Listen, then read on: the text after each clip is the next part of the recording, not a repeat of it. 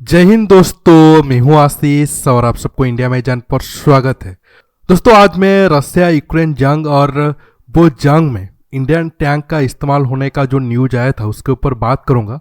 हालांकि ये न्यूज 10-12 दिन पुराना है और आप सबको पता होगा पिछले एक महीने से मैं कोई वीडियो नहीं डाला था और आज से फिर से वीडियो डालना शुरू कर रहा हूँ। तो ये टॉपिक को मैंने चुना क्योंकि तब भी मुझे इंस्टाग्राम में बहुत सारा कमेंट आ रहा था डिफरेंट टॉपिक को लेकर। तो मैं ये टॉपिक से शुरू कर रहा हूँ और अब रेगुलरली फिर से वीडियो डालना शुरू कर दूंगा। देखिए, आप सबको पता होगा 6 महीने से लगभग रसिया यूक्रेन की जंग चल रहा है। अभी भी कोई भी देश जंग को ख़त्म करने के मूड में है नहीं। रसिया तो पूरा प्लान में है कि यूक्रेन को एक तरीके से लगभग जितना ज़्यादा ज़मीन हो सके वो कब्जा करे, क्योंकि रसिया को ये लग रहा है अगर यूक्रेन आगे जाकर नाटो के साथ मिलता है तो आने वाले टाइम में रसिया के लिए बड़ा खतरा होगा।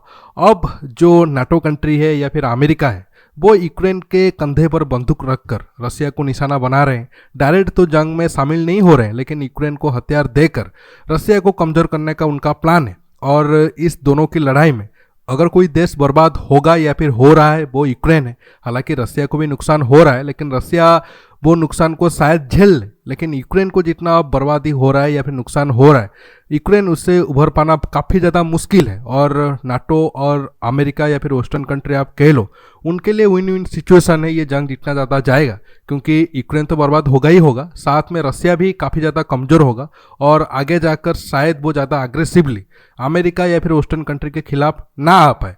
लेकिन बड़ा आरोप अब लग रहा है, रसिया अब यूक्रेन जंग में इंडियन टैंक का इस्तेमाल कर रहा है। अब आपके मन में बहुत सारा सवाल होगा। हालांकि यूक्रेन तो बहुत ज़्यादा क्लेम कर रहा है कि रसिया का हजारों टैंक वो बर्बाद कर दिया है, रसिया के पास हथियार नहीं है, सिर्फ 2 महीने का मिसाइल बचा है, 1 महीने का गोला बारूद बचा है। ऐसा बहुत सारा न्यूज आप यूक्रेन की मीडिया या फिर वेस्टर्न की मीडिया की तरफ से सुना होगा।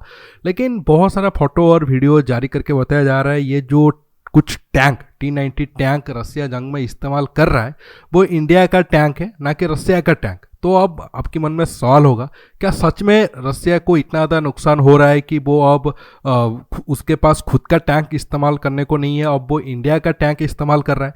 अब आपके मन में दूसरा सवाल होगा, अगर इंडिया का टैंक इस्तेमाल रसिया अब जंग में कर रहा है तो क्या इंडिया अब रसिया को हथियार सप्लाई कर रहा है? क्योंकि आप सबको पता होगा वेस्टर्न कंट्री या फिर अमेरिका जिस हिसाब से रसिया के ऊपर दबाव डालने की कोशिश कर रहे थे या फिर इकोनॉमिकल सैंक्शन लगाने की कोशिश कर रहे थे, उसमें भारत तो शामिल है नहीं।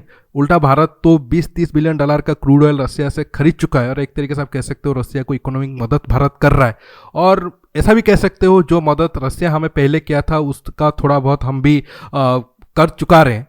लेकिन ऐसा आरोप भारत पर लगना कि भारत अपना टैंक रसिया को दे रहा है, ये तो बहुत बड़ा है।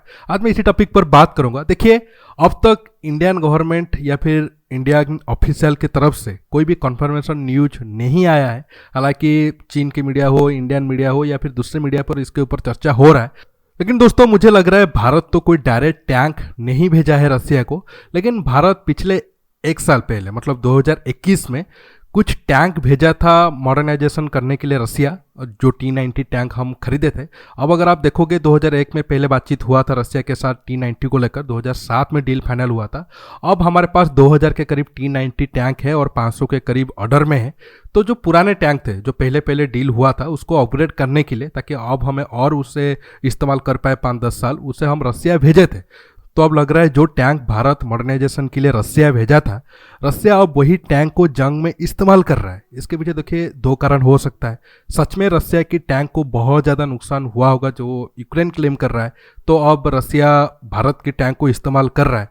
हाँ, ऐसा नहीं है कि वो भारत को बिना पूछे ही इस्तेमाल किए होंगे, भारत को वो ज़रूर पूछे होंगे और भारत भी मना नहीं किया होगा, क्योंकि ये जो मैं बता रहा हूँ ये मेरा खुद का ओपिनियन है। ऐसा कोई गवर्नमेंट का ऑर्डर नहीं है या फिर कोई गवर्नमेंट की तरफ से क्लैरिफाई ये चीज़ों को नहीं किया गया है।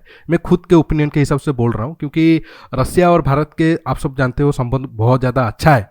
तो अगर रसिया को कोई चीज़ ज़रूरत पड़ रही है और मान लो कि 50-100 टैंक हम भेजे थे और उसको ज़रूरत करने की बात आ रही है, तो भारत को ये मना नहीं किया होगा। बदले में रसिया भी ऑफर किया होगा कि नहीं, जंग खत्म होने के बाद हम नया टैंक बना कर दे देंगे, क्योंकि अब प्रेजेंट टाइम में हमें टैंक की ज़रूरत है। अगर हम बनाने की तरफ गए तो और ज़्यादा टाइम लगेगा और जंग में नुकसान हो सकता है। तो ऐसे हालात में हम इस्तेमाल कर रहे हैं, बाद में आपको नया टैंक बना कर दे देंगे या फिर कोई दूसरा ऑप्शन हम दे देंगे, ऐसा कोई बातचीत हुआ होगा, अंडरस्टैंडिंग हुआ होगा। इसीलिए भारत ये न्यूज आने के बाद कोई एक तरीके से ऑफिशियल स्टेटमेंट भी इसके ऊपर नहीं दिया है, लेकिन ये दिखा रहा है कि रसिया की हालत भी बहुत ज़्यादा खराब हुआ है। हाँ ठीक है, ये जंग रसिया भी जीत जाएगा, लेकिन रसिया को जिस हिसाब से लग रहा था कि वो आसानी से यूक्रेन को हरा देगा, लेकिन अब यूक्रेन अमेरिका और वेस्टर्न कंट्री के सपोर्ट में रसिया को एक तरीके से आप कह सकते हो टॉप टाइम जंग में दे रहा है। और आखिर में मैं ये कहना चाहूँगा, ये जो भी न्यूज है कि भारत की टैंक जंग में इस्तेमाल होने को लेकर, ये खबर एक तरीके से आप कह सकते हो सच्ची है, क्योंकि भारत ने तो मना भी नहीं किया है और हाँ भी नहीं किया है, लेकिन जिस हिसाब से इमेज वगैरह सोशल मीडिया में घूम रहा है और ये दिखाने की कोशिश किया जा रहा है कि जो रशियन T-90 टैंक है वो अलग टाइप का है और जो ये T-90 टैंक इस्तेमाल किया जा रहा है वो अलग टाइप का है, क्योंकि ये एक्सपोर्ट वर्जन वाला है। तो भारत का टैंक तो रसिया जरूर जंग में इस्तेमाल कर रहा है, लेकिन अब ये लग रहा है कि ये जंग अगर आगे और ज़्यादा चला, शायद रसिया को भारत की और मदद भी पड़ सकता है। दोस्तों आज के टॉपिक में बस इतना ही। आपको ये वीडियो कैसा लगा या फिर आपके अगर कोई सवाल है मुझे कमेंट बॉक्स में कमेंट करके बताइए। दोस्तों रुकता हूँ, बहुत जल्द और एक न्यू टॉपिक के साथ मिलूंगा। आप ये वीडियो को ज़्यादा से ज़्यादा लाइक शेयर करिए। नमस्कार, जय हिंद।